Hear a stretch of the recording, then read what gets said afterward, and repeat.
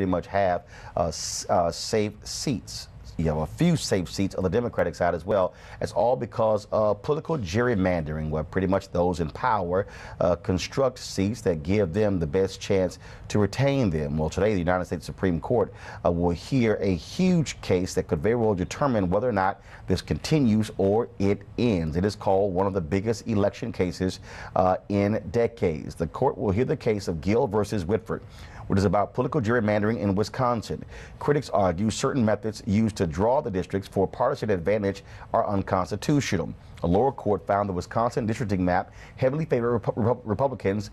That was unconstitutional. If the Supreme Court upholds this ruling, it would change the way seats are constructed all across this country.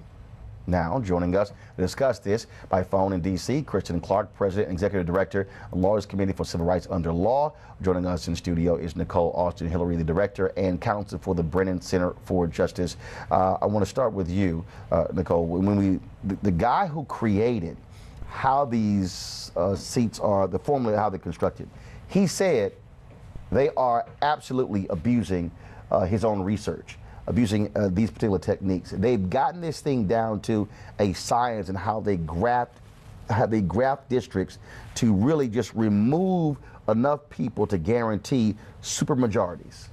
That's exactly right, Roland. And we did a report at the Brennan Center last year called Extreme Maps. And what our Extreme Maps report showed is that there is a problem across the country with legislators drawing these districts to ensure that one political party basically dominates, even in jurisdictions where they are not the majority of the registered voters.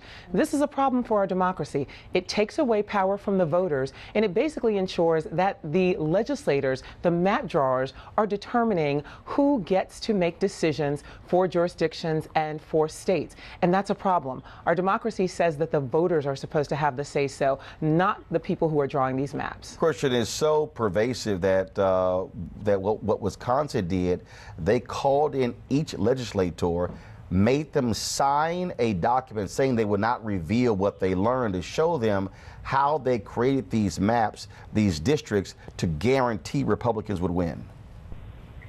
You know, in Wisconsin, when you look at the numbers, it kind of reveals what's so ugly about partisan gerrymandering. In 2012, Democratic candidates for the state assembly won 53% of the vote, but only won 39 of 99 seats. This case is about putting power back into the hands of voters. We shouldn't have a system that allows politicians to rig the maps and control the election results before voters even go to the polls and have a say about who they want representing them at the table. The Supreme Court for years has dodged this question of what constitutes partisan gerrymandering. This is one of the most important civil rights cases that will be heard by the Supreme Court today. And the hope is that Justice Kennedy will agree that these facts make clear that partisan gerrymandering strips away the voice of people and denies voters the opportunity to have a say about who represents them at the table. The one thing, though, that I want to make sure we don't leave out of this conversation is that while partisan gerrymandering is something that stands as a threat to democracy, racial gerrymandering is also a real evil that we are contending with.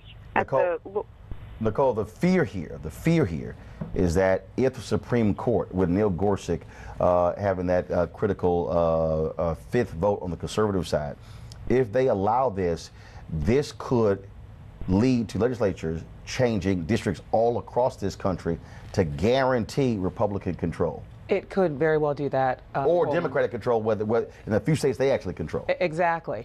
But here's what's interesting about this particular case. There has been bipartisan support for the argument that political gerrymandering is a problem. If you look at the amicus briefs that have been filed in this case, several of them have been filed by individuals who represent both political parties.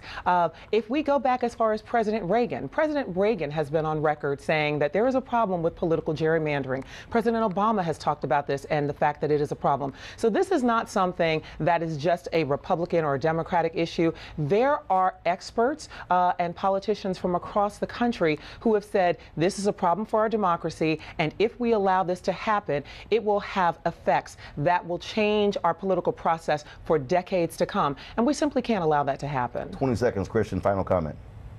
When we look at what's happening across the country, we see this as a pervasive problem. The GOP controls both the state legislature and the governor's office in 25 states, while Democrats hold similar control in only 6 states. Let's hope that the Supreme Court does the right thing and pronounces a standard that makes clear when state lawmakers are violating the Constitution by engaging in unlawful partisan gerrymandering. But let's not forget that race is a part of this debate as well, and that we see lawmakers taking action to diminish the power of black voters and sometimes mask those evil objectives by calling it something by calling it partisanship. All right, Kristen Clark, Nicole Austin, Hillary, we appreciate it. Thanks a lot. Thank you. Weekdays on TV One. I will never lie to you. Oh my God. Roland Martin. He doesn't want to talk to us. He wants to ignore us. Uncensored. Hell no. That ain't gonna cut it, boo. Unapologetic. No, that is fundamentally false. You are wrong. Unfiltered. He wants an America where we all look alike. He ain't talking about black people.